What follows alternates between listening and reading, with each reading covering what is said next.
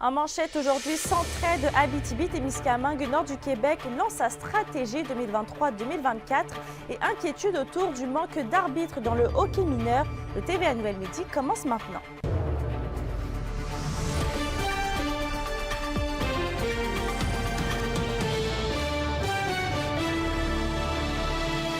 Bon mercredi et bienvenue parmi nous. C'est aujourd'hui qu'avait lieu le lancement de la campagne 2023-2024 du Centraide Abitibi-Témiscamingue nord du Québec. Et pour l'occasion, l'organisme a réuni ses partenaires à la Maison du Soleil Levant à Rouyn-Noranda. Un panel de directeurs de partenaires a témoigné sur les impacts de l'aide financière de Centraide sur leur développement. L'organisme célèbre d'ailleurs sa 40e année d'existence. La directrice de Centraide Abitibi-Témiscamingue nord du Québec, Mélanie Perrault, indique que les résultats des dernières années poussent son organisme à aller de l'avant.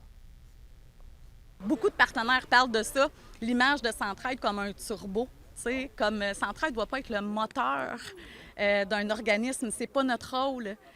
Mais on peut être un après bon turbo, par exemple. Puis c'est là, on a eu la démonstration de ça aussi.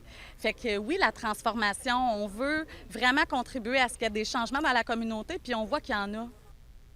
Cela fait maintenant 5 ans que la Rouyn-Norandienne Diane Chevrier arpente les cimetières des environs et constate qu'un effort soutenu est nécessaire dans l'entretien de ces derniers. Elle constate avec tristesse des épitaphes en décrépitude et des pierres empilées dans des boisés. La sauvegarde et l'embellissement des nombreux cimetières de la région sont au cœur de sa démarche. On vous laisse écouter ses commentaires et on vous reviendra avec plus de détails ce soir au bulletin de 18h. J'aimerais qu'on réalise que c'est les monuments ici à Noranda et à Rouyn, le cimetière, ont besoin d'amour.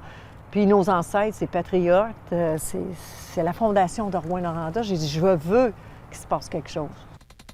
À la question du jour, on vous demande, trouvez-vous que dans votre municipalité, les cimetières sont dans un état acceptable? Pour voter et commenter, rendez-vous sur la page de TVA Abitibi-Témiscamingue. On passe en santé. Le CISAT a autorisé l'embauche de 3 sages-femmes dans les MRC de la Vallée de l'Or. Et c'est la première fois que ce type de suivi va être offert dans la région. L'Abitibi-Témiscamingue faisait partie des 3 dernières régions administratives sur 17 à ne pas être desservies par les services de sages-femmes. Pour nous, c'est sûr que c'est vraiment un aboutissement. On est très heureuse de cette nouvelle-là parce que ça fait quand même depuis 2014 qu'on travaille pour avoir des services de sages-femmes en région. Et là, c'est du concret. Là. Il y a des personnes qui s'en viennent, des sages-femmes. Il y a même certaines d'entre elles qui sont de la région, qui reviennent travailler dans leur région. Donc, pour nous, c'est fantastique comme nouvelle. Toujours en santé, il peut s'écouler des mois, voire des années, avant qu'un patient en arrêt de travail reçoive un avis médical du Québec. Selon les informations du journal La Presse, les délais sont particulièrement criants en psychiatrie, où il faudrait plus de 30 ans pour traiter tous les cas dans la province. Les problèmes des délais au bureau d'évaluation médicale sont surtout en raison du manque de médecins. Le délai moyen entre la réception de la demande et la production de l'avis médical est de 133 jours. Annuellement, plus de 10 000 demandes sont à traiter par seulement 76 professionnels du BEM. En éducation, l'Université du Québec en Abitibi-Témiscamingue a lancé un appel d'offres pour agrandir son campus principal à Rouyn-Noranda. Le budget de construction est d'environ 21 millions de dollars. La majorité de l'espace va être dédiée à une clinique interdisciplinaire d'enseignement et de recherche pour l'unité d'enseignement et de recherche en sciences de la santé. Et une nouvelle section administrative est aussi prévue. L'agrandissement sera de plus de 2800 mètres carrés. La médaille du député a été remise au docteur André Valiquette pour souligner ses 39 années d'implication à Témiscamingue. Et c'est le député de Rouyn-Noranda-Témiscamingue, Daniel Bernard, qui lui a remis durant une cérémonie le 22 septembre dernier. André Valiquette s'est impliqué également au club Richelieu à l'organisation de 2 finales régionales des Jeux du Québec et à la présidence du comité organisateur de la Petite Séduction. Il est aussi conseiller municipal depuis novembre 2021. Sur un autre sujet, la petite fermette du mieux-être à la Motte a officiellement fermé ses portes hier. Et c'est la propriétaire Amelia Kinsman qui en a fait l'annonce sur les réseaux sociaux. Et c'est dû au manque d'aide financière et de ressources qu'elle n'a pas pu continuer ses activités. L'entreprise qui a ouvert il y a 4 ans avait pour but, on rappelle, de prendre en charge des animaux avec des besoins spéciaux. La propriétaire va quand même continuer de s'occuper de plusieurs animaux sur sa fermette personnelle. Par contre, étant donné qu'elle ne peut pas tous les garder, elle est toujours à la recherche de familles qui peuvent en adopter. Au sport maintenant, des associations d'hockey mineurs de la région manquent d'arbitres. Et André, à Rouyn-Noranda, l'association est justement en recrutement intensif. Tout à fait, Mélissa, c'est du jamais vu. On manque cruellement d'arbitres et la saison régulière qui n'est même pas encore commencée. Il y a certaines catégories qui sont plus touchées que d'autres, notamment M15 et M18, là, où on doit avoir des arbitres adultes puisque ce sont des joueurs plus âgés là, qui sont sur la glace. L'association compte de jeunes arbitres, mais lorsqu'ils partent en tournoi, eh bien, on se ramasse avec le même problème. On ne peut pas compter sur eux. On est donc vraiment loin de l'époque là, où l'association me disait compter jusqu'à 200 arbitres. J'ai demandé à Christian Chouinard, l'arbitre en chef local, là, ce qui explique cet important manque d'arbitres. Écoutez sa réponse. Les gens, ils ont beaucoup d'occupations. Souvent, ils font bouger leurs jeunes. C'est très, très respectable. Mais il y a aussi des parents qui sont dans le nord. Il y a aussi des parents, donc quand ils arrivent de leur run, bien, ils sont plus fatigués. Ils veulent rester plus tranquilles, surveiller les jeunes. Donner 3-4 heures dans un après-midi, ça peut être difficile. Je peux les comprendre, mais si quelqu'un fait tout son effort, ça va éviter que moi ou mes collègues arbitres plus âgés, on passe 6 à 8 heures sur la glace.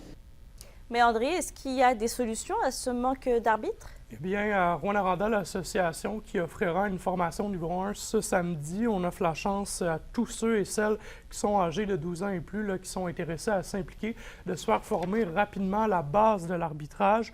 L'association qui mise par ailleurs là, beaucoup sur cette journée de formation pour remplir sa banque d'arbitres. Sinon, on craint que des matchs doivent être annulés au cours de la saison. On a un formateur, M. Yvan Dallaire, à Rouyn-Noranda, qui est tombé maintenant à la retraite, qui nous aide beaucoup. Donc, lui, il va nous aider beaucoup. C'est un formateur accrédité. Il va nous aider beaucoup. On veut regarder des pistes de solutions dans le futur pour former nos jeunes qui sont en concentration hockey. Donc, ça va faire des arbitres. J'aimerais ça. Puis je pense que Yvan aussi est ouvert à avoir une formation. Les jeunes soient formés à la concentration hockey, à Iberville et à la Source. Mélissa, je m'entretiens cet après-midi avec l'association de hockey mineur d'Amos qui me disait au téléphone le plus tôt cet avant-midi devoir composer elle aussi avec un manque d'arbitres. J'ai aussi lancé les autres associations de hockey mineur de la région. Je vous reviens au TVA 18h. Ça ne pas manquer. Merci André. Au plaisir. Toujours au sport, Bernard Rancourt, originaire de Sainte-Germaine-Boulay, a complété son 100e marathon dimanche dernier à Montréal. Et malgré quelques douleurs qui ont un peu retardé son objectif de temps, il est satisfait d'avoir réussi cet exploit. Entrevue de Kimberly Hall. Félicitations tout d'abord pour votre 100e marathon à Montréal. Comment est-ce que le marathon a été? Ça a été très bien. Ça a été un petit peu plus haut que le temps que je visais, mais le temps avait pas beaucoup d'importance hier. C'était plus de l'apprécier, de le vivre, vivre le 100e là, à fond. Puis je me demandais, comparativement à votre tout premier marathon, c'est ça, comment ça a été? Ah, c'est beaucoup plus plaisant. Le premier marathon, c'est pas comparable au 100e. Au premier, on ne sait pas ce que c'est qui nous attend. Là. Quand on est rendu à 100 marathons, on le sait pas mal ce qui nous attend. On apprend, on se connaît mieux, beaucoup mieux. On apprend à gérer notre vitesse, nos feelings, tout ça. Là, on apprend à gérer ça. C'est beaucoup plus facile. Après le premier, je ne pensais pas d'en faire d'autres. Ah, pour vrai? Donc, comment Ah oui. c'est ça, c'était pas un objectif de vous rendre à 100, parce que je comprends, là, c'est comme Non. c'est Non. par hasard, dans le fond, là? L'objectif, en fait, il vient quand on approche, quand on réalise qu'on peut l'atteindre, parce que c'est pas un objectif de départ. Là. Est-ce qu'il y avait une raison en particulier pourquoi vous avez choisi le marathon de Montréal pour votre 100e?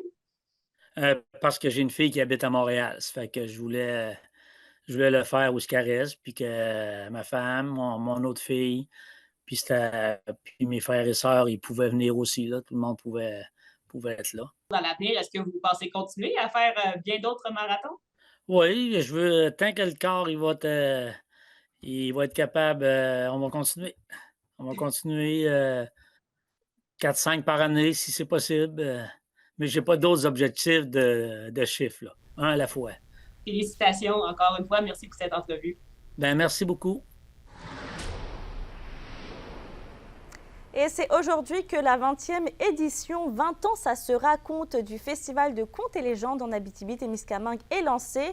Le bal va débuter à compter de 17h et sera animé par Claude Boutet à la salle du Club des aînés de Val-d'Or. Les festivaliers vont pouvoir profiter d'une programmation variée jusqu'au 1er octobre prochain.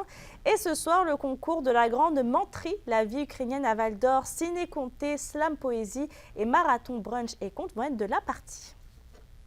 Toujours culturel, après avoir vendu près de 20 000 billets pour son spectacle solo La Légende, avec lequel il a parcouru les 4 coins du Québec à guichet fermé, l'humoriste Dave Godet est de passage à Val-d'Or demain au Théâtre Télébec. Il est connu également pour ses nombreuses vidéos virales sur les réseaux sociaux et pour son implication dans sa communauté, notamment auprès de la maison Stéphane Fallu.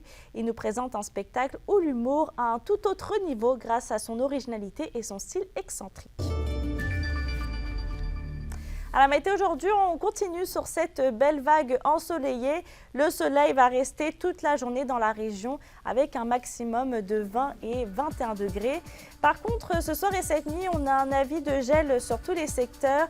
La température descendra près ou sous le point de congélation au cours de la nuit prochaine.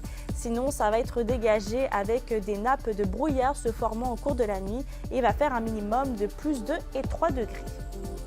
On a plusieurs sujets sous la loupe sur lesquels, évidemment, on va revenir ce soir. D'ailleurs, on n'oublie pas qu'il y a la marche de guérison des Premières Nations qui se poursuit aujourd'hui, mais aussi jusqu'à vendredi. On se retrouve tout à l'heure au TVA de 18h. Bonne journée.